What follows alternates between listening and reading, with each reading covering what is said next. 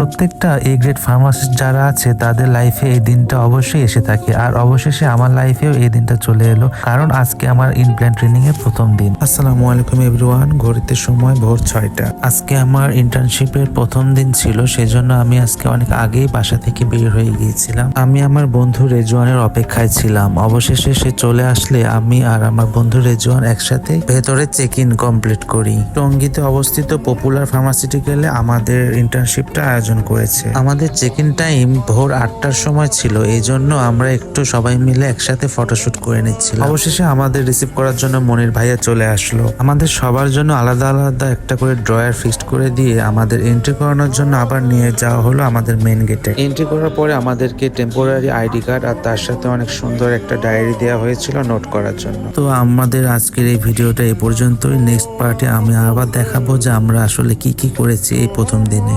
আজ এই পর্যন্তই, দেখা হচ্ছে নেক্সট ভিডিওতে। আল্লাহ হাফেজ।